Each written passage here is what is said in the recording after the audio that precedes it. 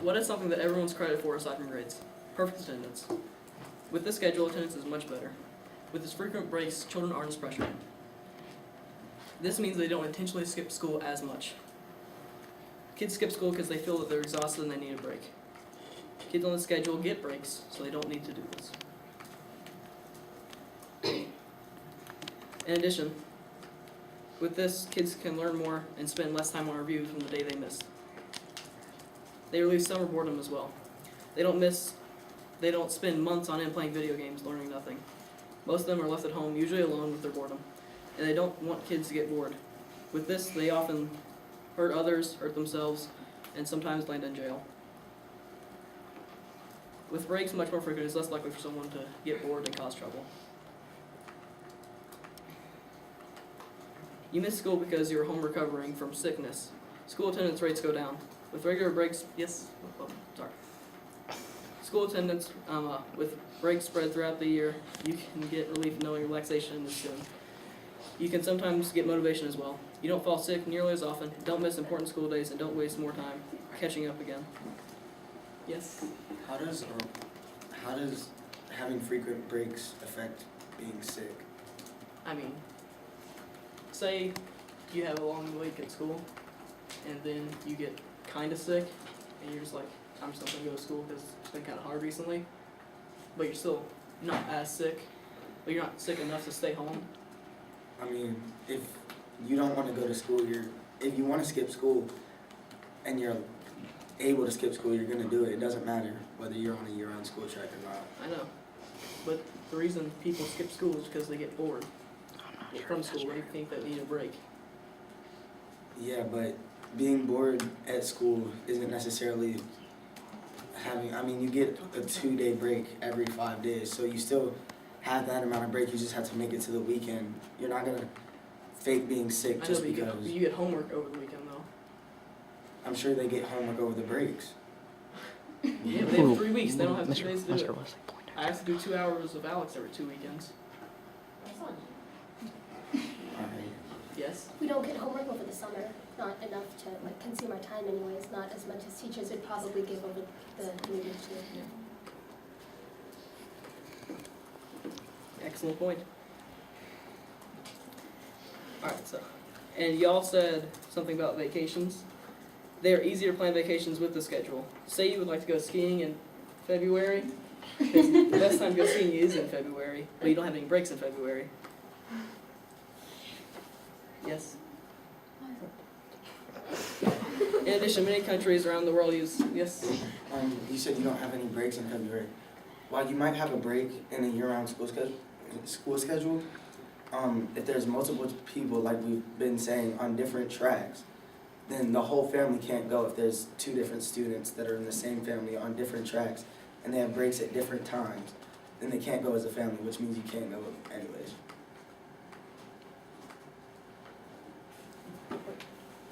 So, as I was saying, in addition, many countries use this around the world.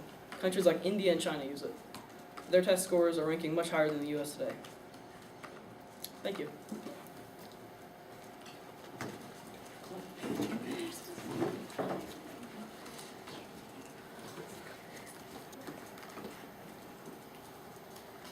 One of the main reasons that schools are implementing year-round schooling is because they think that it will help student achievement.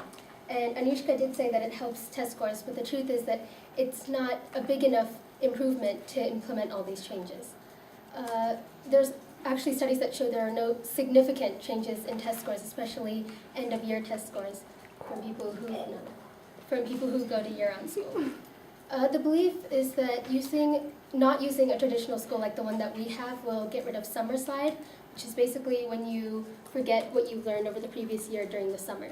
It may be just as hard to remember things during smaller breaks. One student who has experienced year-round school says that it was really hard to get involved in the work because as soon as you geared up, you had to gear back down again. Yes?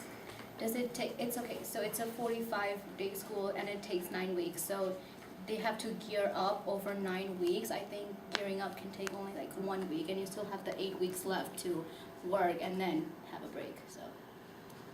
But you may not necessarily get through a whole unit or like you may be in the middle of a unit by the time you take the break. No, the teachers, that's how schedule their units, so it Okay. can be fit within Okay, the well then, weeks. if they schedule their units like that, they may be like cramming to get one unit done, and that will just decrease. Well, it's how called much planning information? and scheduling and the thing, so it's not as complicated for them, so I think the teachers take a good care of that, to not cram everything on a thing. And also, because to do reviews, and if you're talking about cramming, and even to do reviews during the actual traditional year-round schools, they cram a lot of stuff at the end, of the year, because we don't have as time to learn the like Unit 6 stuff, so they cram a lot of stuff at the end of the year, and then you don't have time to review at the end of the year for your EOGs.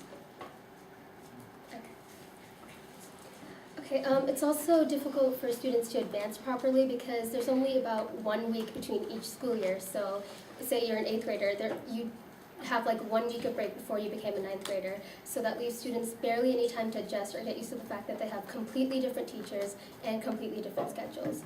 And this also applies to teachers who barely have any time to prepare for the new year or prepare any new lesson plans. More dropouts may also occur because students who find school difficult are already stressed by school, and they'll become even more stressed because they don't have a break to look forward to, and there's no summer school. So if a person fails a class, they have no chance to make it up again. Yes. Okay, so you say they don't have, if they fail a class, they don't have time to make up again. So, but some schools do it like that, so that so you don't fail the whole year. You fail like that particular time of period that you're in school for those 45 days, and so that's how you don't fail the whole year. You just fail that particular part of it, and then over the 3 weeks that you have break, you can take more lessons and make it up in those 3 weeks. So you don't fail the whole year. It's still more difficult than to have a whole summer to make sure you know everything, than to cram it all in 3 weeks and try to. Well, it's pass not it. like you're making everything up on in that 3 weeks. You're making just the 45 days of learning in those 3 weeks. And if you do have summer school, it's still those 180 days of learning in like 3 months. So. But that's only like, it's not like students fail all of their classes, usually. It's only a few classes. Okay. Okay, there are students who like to participate in sports who will be highly affected by year-round school.